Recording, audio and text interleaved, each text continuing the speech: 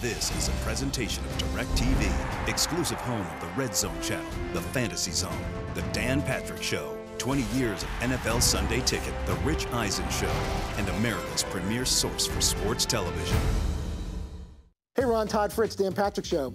Yeah, we're very interested in getting Adriana Lima on the show. I think she'd be great. Todd, we're happy to let her come on the show. Hey, how about maybe even an in-studio appearance? But you're going to have to promise me you'll be a gentleman. No. To alleviate your mind with that, that's the whole creepy thing. You know, the guys tease. You know, they exaggerate a little bit. Yeah, I like to give lengthy hugs to the supermodels. But if she's uncomfortable with that, we can keep the hug brief.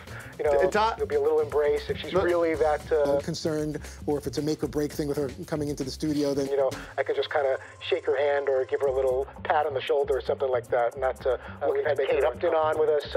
Genevieve Morton, Brooklyn Decker, Chrissy Teigen, Hannah Davis, Catherine Webb, you name them, they've all been on. We have a little thing for your client, but in the spirit of keeping things professional, we'd really like to make this work, and I'll try to be on my best behavior. And hope that works for you. Hope this allays your concerns. So we'd love to have her in studio.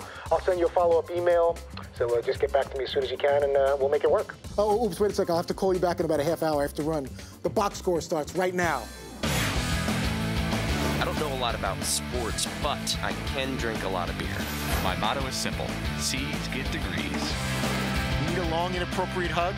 I'm your man. I think I'm smarter than you, because I probably am.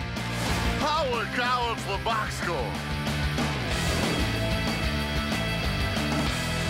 Hello and welcome to the box score. I'm Brock in Los Angeles, joined by the Danettes out in Milford, Connecticut, but not for long. After the show, I'm sure they're going to set sail immediately for the magic land of NYC. Seton, with your recent exploits over there in the Big Apple, is it getting a little tougher to play these off as work trips to the missus? Oh, man. Well, no, it's always a work trip at home. It's just a matter of what you do while on your work trip. That is the thing. You really can't go out and have too good of a time. Like, you go to a show 1 week, that's cool. The next one, you're just going to go to dinner and take it easy and be in and FaceTime all night. That's the way that you sort of balance that yin and yang. Is this a FaceTime night? Oh, boy, is it ever. Absolutely. Well, Fritzy, you may have an excuse to get out of the hotel this evening because McLovin is setting up the ladies for the big trip to the city tonight. Yes, McLovin. I have a huge surprise in store for you guys tonight.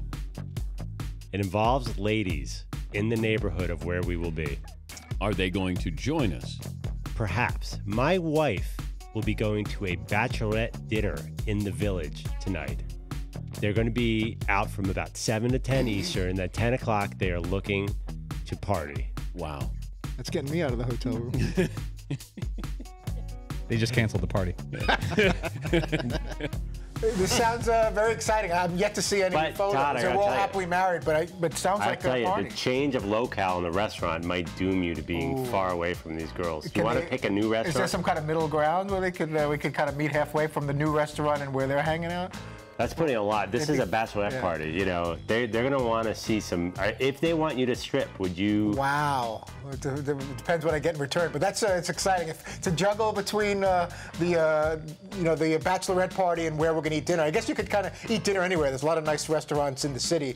If we have an opportunity to hang out at a bachelorette party, I think that should take precedence over where we're going. Brock, I'm going to bring Seton on this one. Is there anything more dangerous than a pre-Friday Fritzy, fully booked Friday show, free dinner, middle-aged woman bachelorette party, Fritzy? That's crazy. Especially with Friday Fritzy including a Victoria's Secret. Guys. I mean, this may be a perfect storm of proportions unlike we've ever seen before. Right. I don't know in recorded history there's something of this scale. whatever you do on the when we put the box score online, get out when Paulie called it a middle-aged bachelorette party. Oh. That has to be nixed from the record. I was being kind. I mean, we're all middle-aged. We are.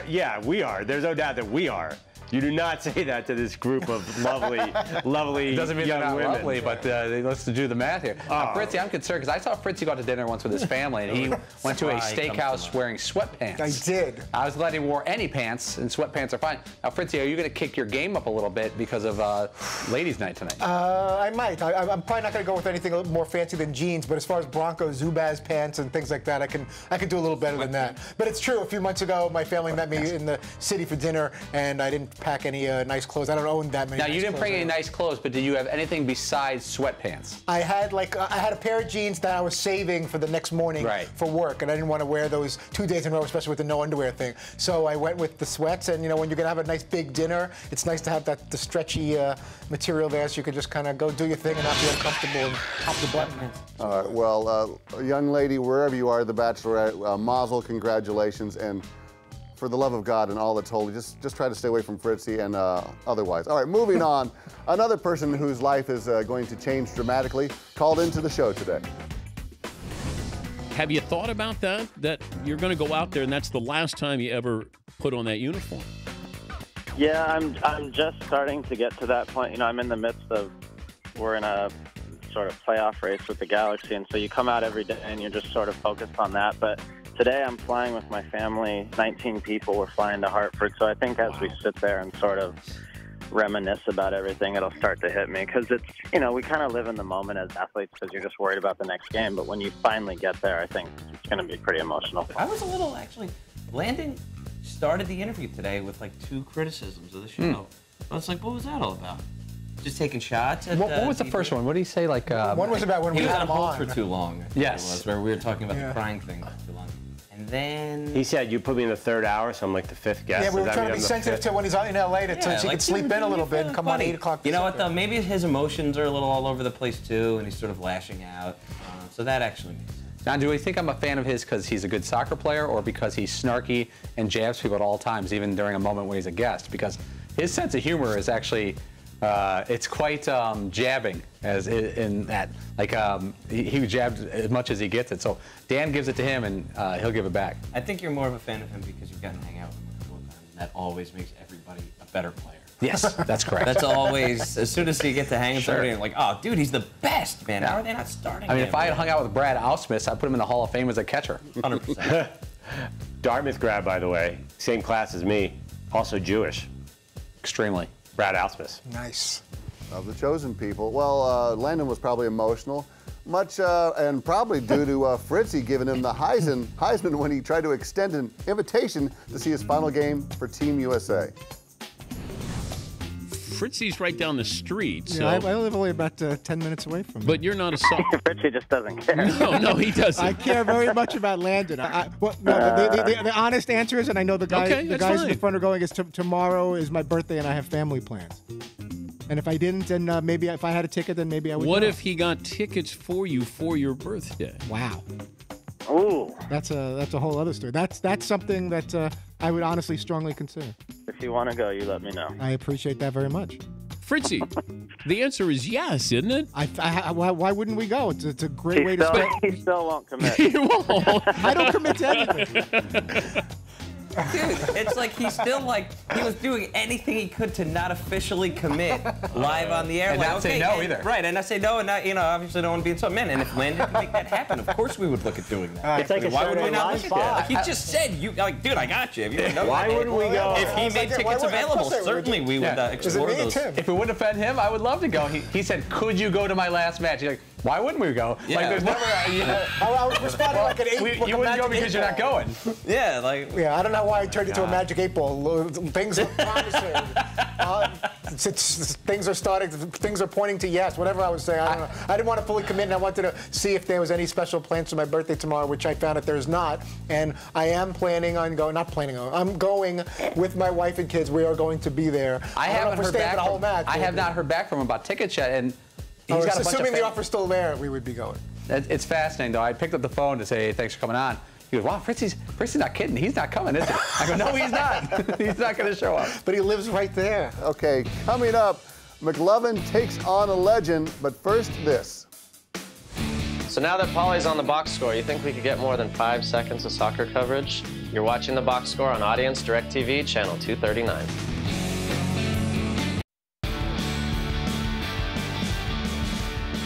McLovin, you want to give the statement to Joe Montana?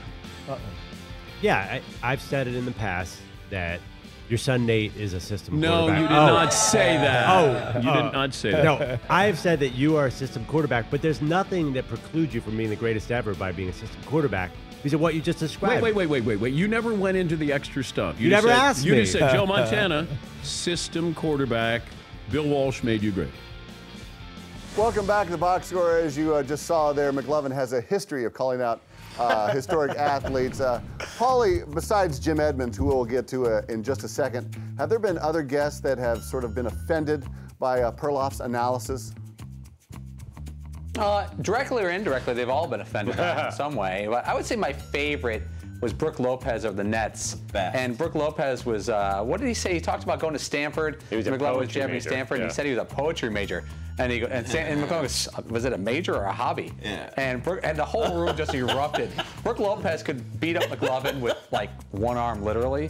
And it's great. I love over-the-phone muscles, but it was fantastic. And we're trying to get Brooke Lopez back in studio sometime, at some point. That's going to be awesome. It'll add to the McLovin getting beat up reel. Okay, today, McLovin, you took on Jim Edmonds. Andrew, give us a quick rundown of your argument. Jim Edmonds was on SportsCenter all the time making these diving catches. I was saying he was being a little dramatic. He could have just run under it and caught the ball, but he wanted to get on SportsCenter so he would run and dive for the ball and make an awesome catch. Not necessary. Okay, well, Edmonds administered a shot to the back row critic. Well, Jim, you played 8 feet behind the shortstop so you could run all over center field and make diving catches. Is that true, No, Jim? I understand. And you know what? I'm trying right now. I'm Googling McLovin, and I'm not seeing his stats anywhere from Major League Baseball. But you know what? I never purposely dove to make a play. I've fallen down on a couple of balls knowing that I could have probably stayed on my feet. I could have slid. I could have done a lot of things. But never purposely was I trying to get on SportsCenter. That wasn't really my job. My job was to go out there and win baseball games. I just did everything I could at the time to do that. I respect Jim playing the obvious, what's your Major League career stats look like card. That's, obvious, but worth playing in that position. I marvel at McLovin's bravery over the past couple of years where we've had people on, and, he sticks by his gun. Sometimes he'll backtrack and pull a little A.J. McCarron a little bit once he's confronted with the actual person that he's been ripping or calling a system quarterback or someone that's not as great as they may think they are, their stats would show. But Edmonds had a good response. He was very playful, and I'm glad he played along today. We were trying to get him yesterday on the fly. It didn't work out, but it was still fun today. But good for McLovin. He calls it out, and I was hoping it was going to be a little more contentious than it was, but it was still a fun segment. I got to tell you, when you make these statements, the last thing that ever popped in my head yesterday when I raised my hand and hit the thing was that Jim Edmonds would be talking to me the next day. In a million years, it did not cross my mind that the evil geniuses behind this operation would get Jim Edmonds on the phone the next day. Then Dad's like, oh, we used to go to dinner. Oh, my God. Yeah, without saying a word, there was telepathy. McLovin, let me tell you something. Got to get Jim Edmonds. There's one thing that Fritzy and I have, and that's a look. That's all you need. And I only look at Fritzy to confirm. He already knows to call Jim Edmonds. He was calling Jim Edmonds before the period was on your sentence, making fun of him. And I'm checking my phone. I had an old Jim Edmonds cell that was defunct. And we were trying to get him on that segment. I mean, believe me, a day later to us is almost too late, but it worked out. Seton, you're a strongly opinion man. Have you ever wanted to call out a guest on something they said but pulled back? The fellas here pinched me the one time where I said something about Bob Costas and was just like, nah, this is all totally wrong and whatever, this and that. And they're like, all right, let's bring in Bob Costas. What do you think of what Seton just said? And I was like, he's gonna have throwing up all over the place. I'm like, oh my God, I just got to I'm calling out Bob Costas right now and telling him he's wrong about baseball. Like, who the hell am I? But that's what's fun, It's like, I had no idea that was coming and they totally nailed me. Brock, it's so great when a guest has a sense of humor about the bit, because Bob Costas could have easily taken Fritzy's call and said, no, I've got literally 1,000 other things to do today. But generally, they have a good sense of humor, and they know they're probably going to come off great if they do it. So usually we get the right answer when we ask for someone to play around with those kind of bits. All right, guys. Well, we're going to play something next segment. It's the favorite game of Sweden. It's called Fluten, like something like that. I don't know.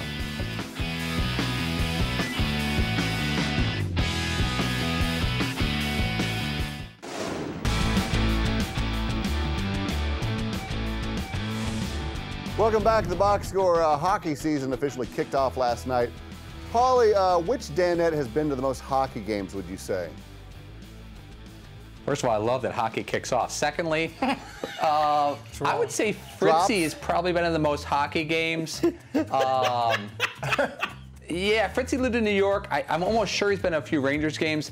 I know he went to a Knicks game, was identified as a TV producer in the New York Post.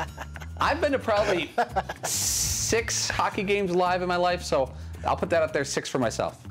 Okay, well, with the season underway, we're pretty sure you guys aren't in mid-season hockey name form yet, so we're going to give you a little help. We're going to play IKEA furniture or Swedish hockey player. It's row versus row. There are no steals.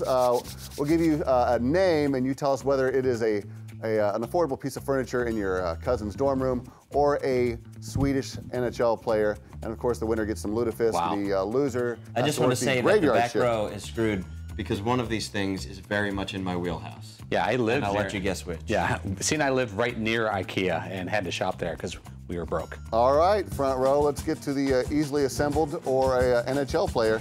Starting with the front row, Tidingen. Tidingen, IKEA or NHL? That's got to. Oh, that sounds like an end table. Sure does, but it also sounds like some type of. Sounds like a right winger. Thor Tidingen. Thor Tidingen. I mean, remember he had that goal against. Put a stick in your side like nobody's been Nicaragua. I'm going to go. You want to go end table? I'm going to go end Let's table. Go end table. IKEA. Well, it actually is IKEA. We'll give you the point, but it is a shower curtain. A beautiful shower curtain with a bison on there, so you are correct. Back row, Malm, M-A-L-M. Malm is at IKEA or NHL? I think that's a goalie. Hans Malm. I really believe that that's a player, Malm. You think it's a piece of furniture? I don't know. If it's not Ulf Samuelsson, I really don't know the Swedish player. So I'm totally guessing. I think it's a goalie? I'm picturing someone's. I could see someone's jersey with M-O-L-M on it. That's the only thing I'm going by. I have no idea who that person is. Is it because the last was IKEA, so you think the next one's going to be a player? That's part of it. I think they're no, so mixing it you've up seen Malm play. You're pretty sure. I have not seen Malm play, but I could picture a jersey with Malm on it. This is the most recent he's given anything. We're going to say that's a hockey player, Malm. That is an excellent guess, but it's absolutely wrong. It is IKEA. It is a bedroom set. Wow.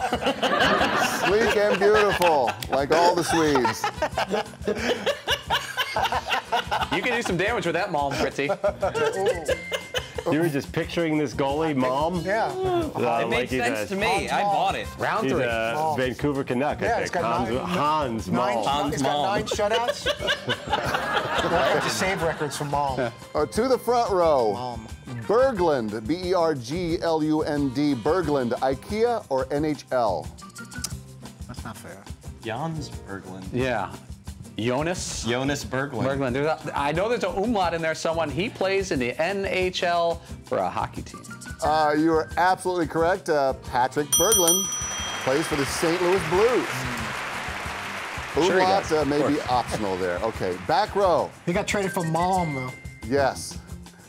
Lekman, L-E-K-M-A-N, Lekman, is that IKEA or NHL? Ooh, I think that's some kind of lamp accessory. Richie's never shopped ever, so this is tough. No, seriously, I think it's probably that's a cabinet or some type of side bed dresser. Fritzy, have you ever been? Honestly, have you ever been inside an IKEA? I've been to IKEA and inside, I've been to like the depots and everything, but I don't know how to fix or build or do or make anything. So I'll bring it home and then I'll ask a neighbor and I'll give him a couple of bucks. I would love to get something from IKEA and see if Fritzy could build it in a month. That would take at least a year. Those little wooden dowels. Let's see if we can buy a Lekman side table. Yes, Lekman dresser drawer. It is part of the bedroom. It is IKEA. It is a storage chest. Wow, sure it is. The Lekman. We'll take that. The Lekman. Fred wouldn't even put that together. Okay, I may. Easily assembled. Front row. Hedman, H-E-D-M-A-N. Hedman is at IKEA or NHL? Ooh. I think he was on Lars Hedman. I think he was on the Blues for a couple of years. I'm not sure. Lars Hedman played for the Montreal Canadiens. Max Headroom. I think that's a player. For no other reason than the last one was furniture, it's a player. You gentlemen are absolutely correct. NHL player Victor Hedman plays for the Tampa Bay Lightning. V-I-K-T-O-R? Oh, he spells it wrong. Yeah, well, if he was Russian. Oh, yes. Vitor. I like this game. Back row, Landeskog, L-A-N-D-E-S-K-O-G, Landeskog. Is that IKEA or NHL? Oh, I know this. There's definitely an umlaut over the K. Landeskog. Well, we haven't had a hockey player yet, so I'm tempted to say hockey player. That's how we're doing it? But I swear to God, Sarah said the other day that we needed a new Landeskog. Yeah, I think that's like a dehumidifier or a ceiling fan. Yeah. It's either a dehumidifier or a ceiling fan. I think it's a ceiling fan. Yeah, we're gonna go IKEA. It's either the ceiling fan or it's the part that holds the attaches to the fan blades. I don't know if his family builds ceiling fans, but he is an NHL player. Gabriel Landeskog, captain of the Colorado Avalanche. The winning row, of course, is the front row. Congratulations, gentlemen. Well played. Hockey team? They do. They have a hockey team. That I knew. Okay, coming up, we're going to take a trip down memory lane. Uskalog.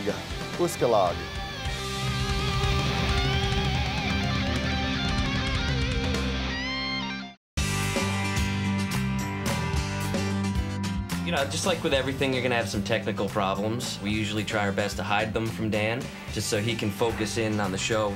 You guys all good in there? Didn't look like it.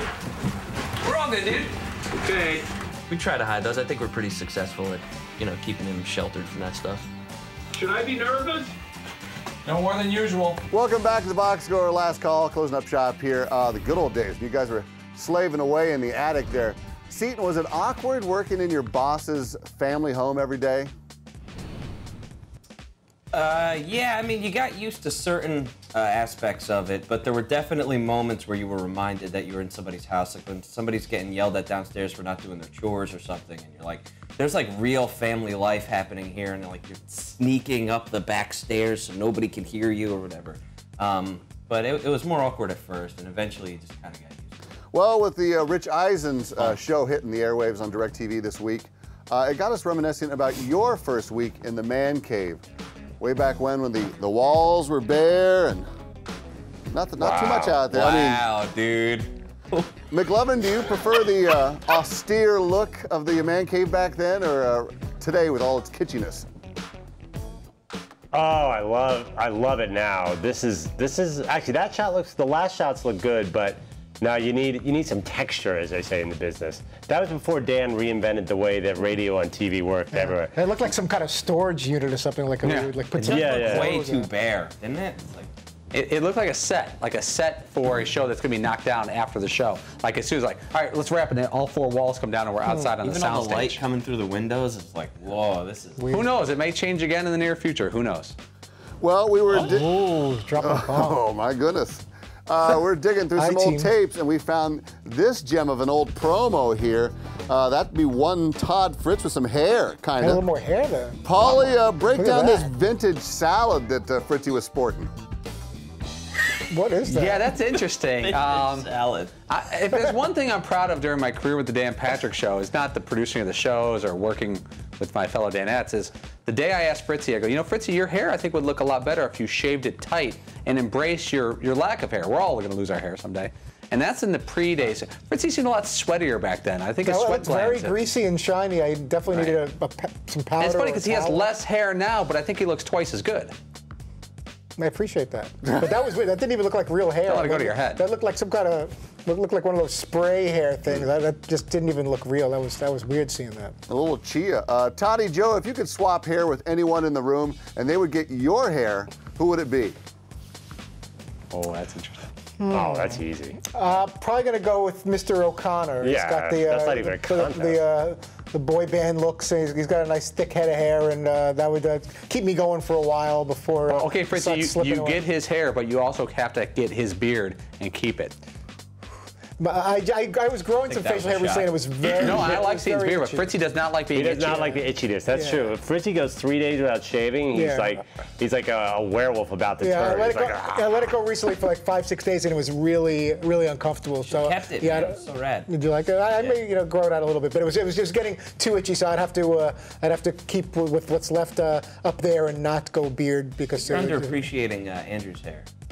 He's got a good sweepy thing going on right now. There's a little more. I wish this was the natural color of my hair. Then I think it'd be a better deal. Only his hairdresser knows for sure. Okay, Fritzy, who's on tomorrow?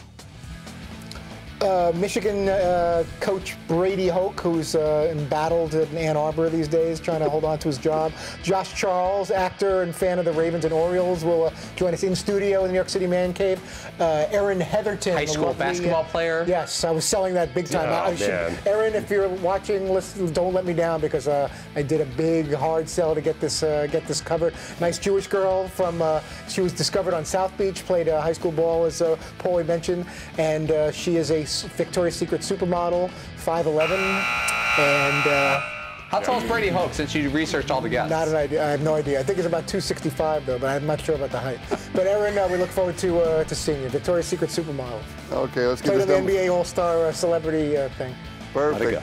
Thank you, Todd, and thank you, Bears guys. fan. Thanks for watching The Box Score. Set your DVR or tune in weekdays at 3 p.m. Eastern, only on Audience Channel 239 on DirecTV. Also, catch our podcast, available on iTunes or at podcastone.com. Mazel. I don't know a lot about sports, but I can drink a lot of beer. My motto is simple. C's get degrees. Need a long, inappropriate hug? I'm your man. I think I'm smarter than you, because I probably am. Hey! Thanks for watching The Box Score. Holy cow! This was a presentation of DirecTV, exclusive home of the Red Zone channel, the Fantasy Zone, the Dan Patrick Show, 20 years of NFL Sunday Ticket, the Rich Eisen Show, and America's premier source for sports television.